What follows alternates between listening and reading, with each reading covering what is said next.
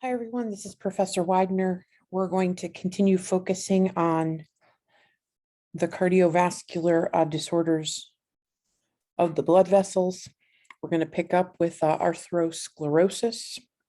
This is a chronic inflammatory disease which causes thickening and hardening of the arterial walls. Because of the reduction in the nitric oxide, there is increased uptake of the LDL, creation of the foam cells, and creation of the fatty streaks. We know that the body treats these fatty streaks like a foreign object, so plaque is composed of the fibrinous caps and the fatty streaks.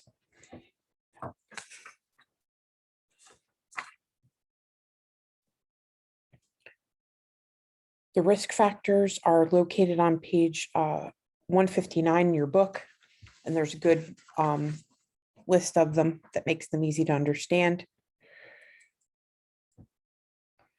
The clinical manifestations, these folks are often asymptomatic until they develop complications. Those complications could be myocardial infarction, they could be carotid stenosis, any kind of cardiovascular disorder where atherosclerosis is the underlying cause. The treatment is usually to identify the contributing factors and modify the things that we can control. The treatment is similar to that of dyslipidemia. And there is possible stenting if needed for atherosclerosis, in not only in the heart, but in the veins of the legs, renal arteries, femoral arteries. Peripheral arterial disease is where there is atherosclerosis of the upper or lower extremities. These folks are often asymptomatic until there is decreased perfusion from the stenosis. So when the extremities are not getting enough blood, they experience intermittent claudication, pain, and poor perfusion. If someone has an acute occlusion, you'll notice the 6 Ps, and the 6 Ps are pallor or white, pulselessness, you'll be unable to detect a pulse. There will be paresthesias or pain, paralysis,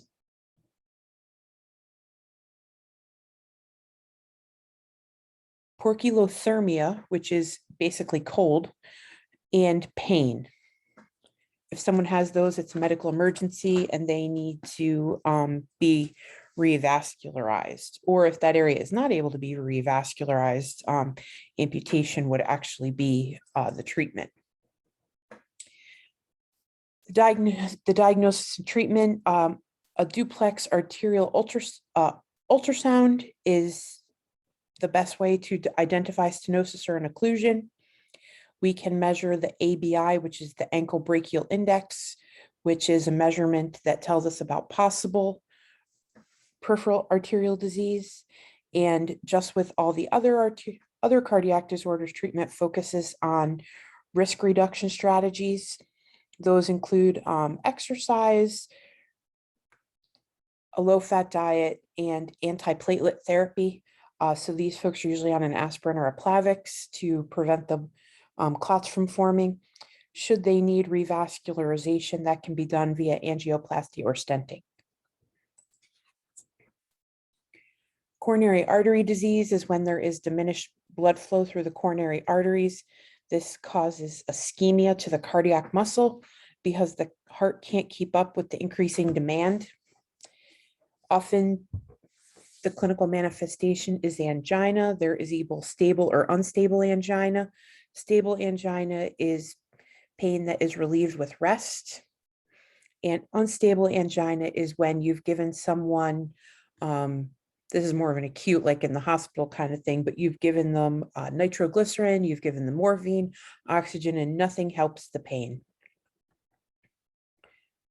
Pyramidal angina is when there is coronary artery vasospasms, but actually no atherosclerosis. And microangina is common in young women with diabetes. hyperlipidemia, and smoking.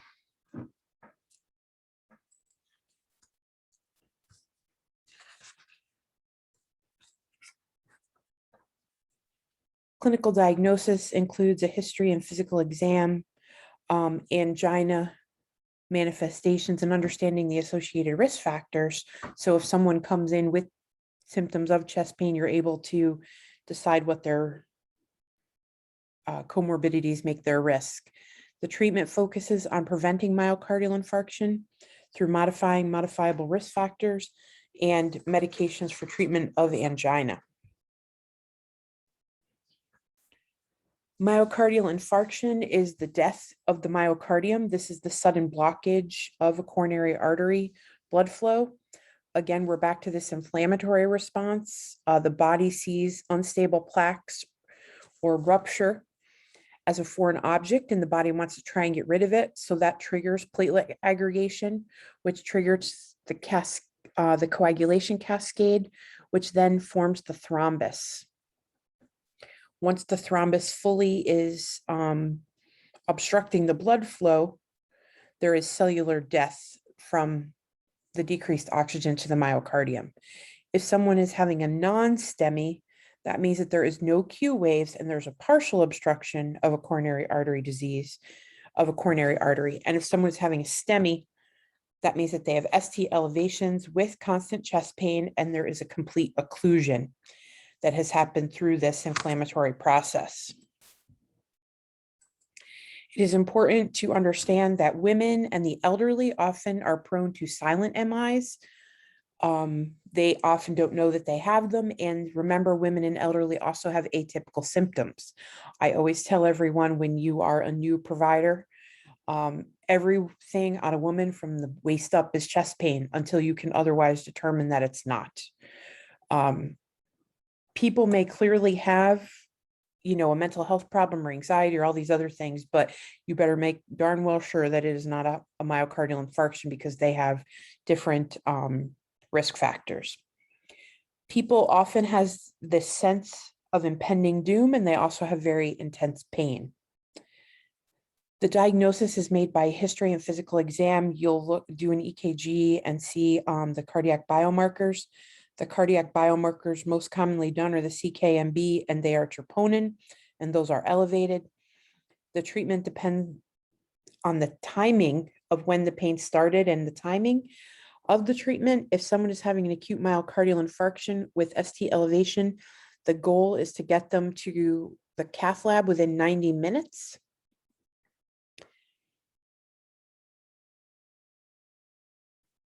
Hopefully, stents can be placed to open that coronary artery, but if there is many blockages, they may be recommended to have coronary artery bypass grafting. Again, treatment focuses on lifestyle modifications of risk factors. If you notice on page 168, there is a good figure at 4-38 to talk about myocardial infarctions. Kawasaki's disease is a systemic vasculitis that affects children, mostly boys under the age of 5 who are of Asian or Pacific Islander descent. Clinical manifestations include fever, a fever of 101.3 for more than 5 days, despite any antipyretics. And they also have inflammatory signs. The diagnostic criteria include, number 1, bilateral conjunctivitis with no signs of infection. Number 2, oral mucositis with dry, cracked lips and strawberry tongue. Number 3, a rash on the trunk, extremities, and peritoneal area. Number 4, on the hands, palm, feet, and sole, there is edema and erythema. And finally, there is cervical lymphadenopathy. The diagnosis and treatment is again done by history, physical exam, and managing of the diagnostic criteria. Children with this disease are often treated with IV immunoglobulin and several days of aspirin. Raynaud's syndrome is a peripheral vascular disorder not associated with atherosclerosis. It's a result of vasospasms to the small arterioles and arteries. It is due to sympathetic stimulation. It is often triggered by cold or stress. It is more common in women with a family history and also common in people with lupus and scleroderma. These are the folks you see that have the bright red hands all the time.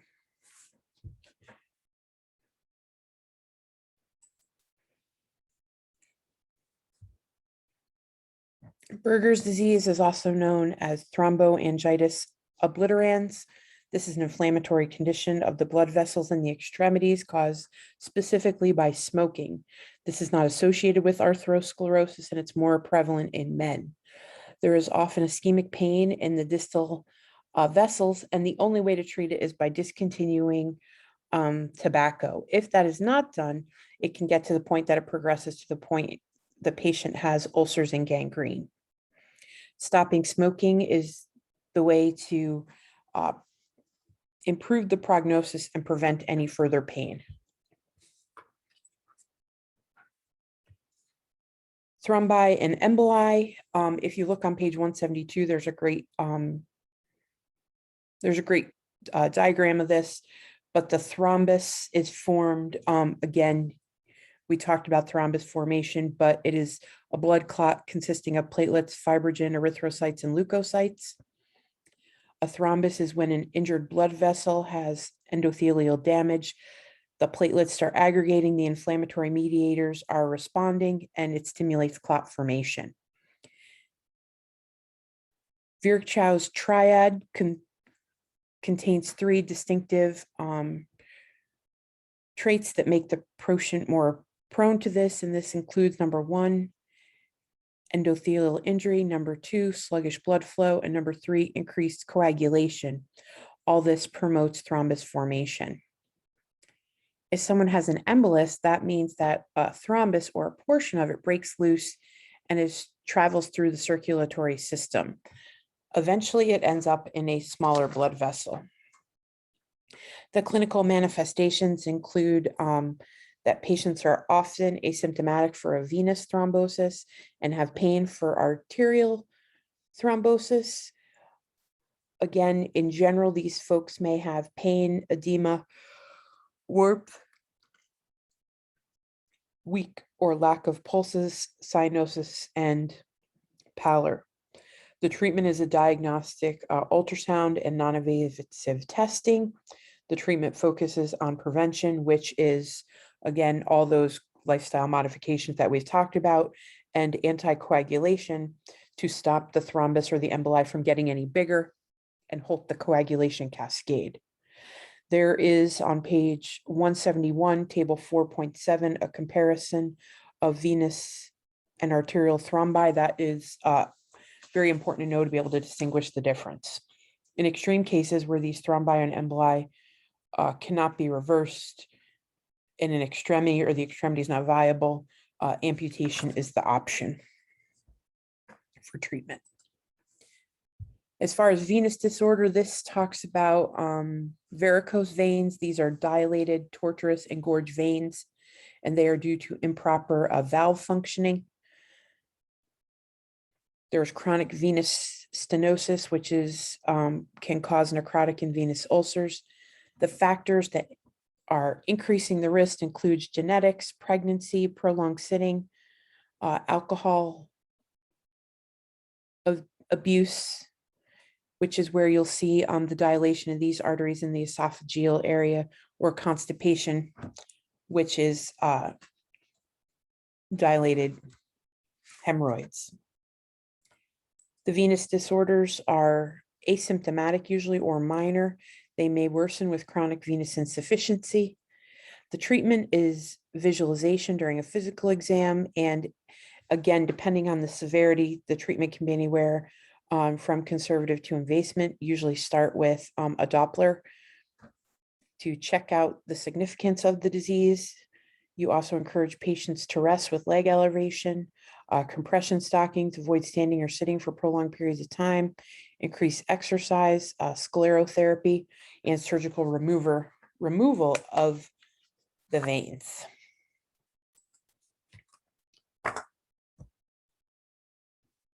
Lymphedema is usually due to lymph obstruction. It's usually found in the arms and legs. It can be primary, which means it's rare and related to congenital abnormalities. Most time, the swelling is secondary to another condition. This can also be prevalent, though, from surgery, radiation, cancer, infection, or injury. So if you ever notice someone has like a woman who has a mastectomy, they may have lymphedema in the corresponding arm. If someone has a DVT, they may have in their left leg, that leg may be always bigger than the right. And the other thing you might notice too is if someone has surgery like a right hip replacement, the right leg may always be a little bit bigger than the left. So it's important to ask people when you're assessing lymphedema if they've had any prior surgeries and is this normal for them? Because sometimes people with severe lymphedema are going to have their legs are going to be huge and it's obviously going to be lymphedema, but it's very tough for you to tell if there is improvement or not. So asking the patient what is normal for them is crucial. The clinical manifestations, again, it depends on where they are in the course of it. The patient usually complains of heaviness in the legs and the edema may be unilateral or bilateral. Diagnosis depends on finding the cause of it, and treatment measures include sequential compression devices, compression stockings, exercise, massage, antibiotics or diuretics based on the underlying cause. Hypertension is prolonged elevation in the blood pressure. This is the leading risk factor for cardiac disease, and there's basically overstimulation of the sympathetic nervous system. There's also overreactivity of the RAS cycle and renin release. The primary risk factors include age, family history, obesity, inactivity, and race. African American folks are more likely to have hypertension. Also, risk factors are tobacco use, high sodium, low potassium, low calcium, and low magnesium diets, excessive vitamin D, excessive alcohol, and stress. There are two kinds of hypertension. There is primary and secondary. Primary develops over years and has a slow onset. Secondary is caused by sleep apnea, renal artery stenosis, adrenal gland disorders, cocaine, amphetamines, some medicines that include birth control, steroids, or decongestants. Gestational hypertension is when women who are pregnant have hypertension at the onset of 20 weeks or after. It usually resolves in 12 weeks after birth. The risk factors for this include hypertension, diabetes, renal disease, multiple fetuses, and women over 35 and under 18 are more prone to this. Preeclampsia is when women develop proteinuria and present with gestational hypertension. These women can also have thrombocytopenia with a platelet count less than 100,000. They can have impaired LFTs, pulmonary edema, cerebral or vascular disorders. And once it gets to the point that a woman is having grand mal seizures, that is full-blown eclampsia. And the only way to treat preeclampsia or eclampsia the only way to treat eclampsia is definitely delivery of the baby. Preeclampsia depends on how the mom and they think the baby is doing.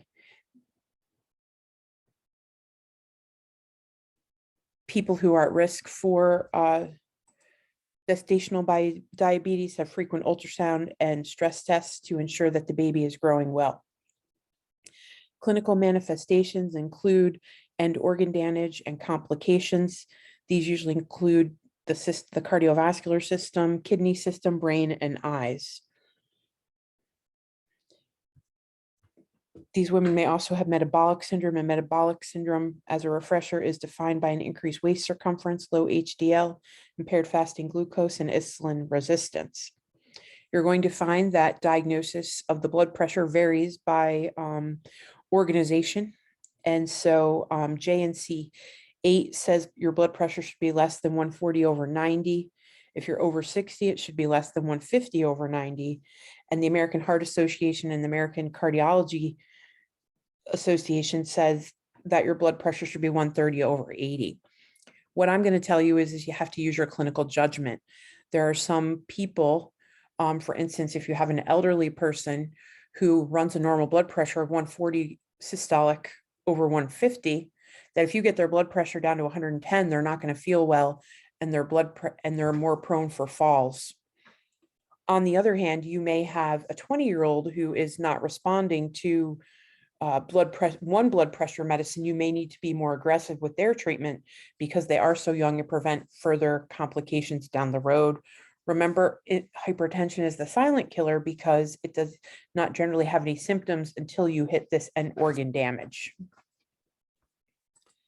The prognosis is dependent on the underlying cause and maintaining good blood pressure control. People can live a long, healthy life with high blood pressure, but we encourage them to make lifestyle changes, the DASH diet, and all the other changes like exercise, stopping smoking, and losing weight. Medications that are the first line treatment include the thiazide diuretics, ACE inhibitors, ARBs, or calcium channel blockers. And you'll see a good description of those in figure 4-47. We're going to talk a little bit about shock. Just briefly, you will not see shock questions on the test, but you probably see this more in your practice than you will in the primary care office. But I just think it's important to have a general idea because you may have these patients back in the office after they've had an episode of shock. So because they've had inadequate tissue perfusion or organ damage, you may be dealing with the effects of that, like kidney disease and changes in their mentation. And they probably will require more intensive management. They are classified by the precipitating factors. There can be septic shock, anaphylactic shock, neurogenic shock, and cardiovascular shock. There are 3 stages of shock. One is compensatory, one is progressive, and one is irreversible.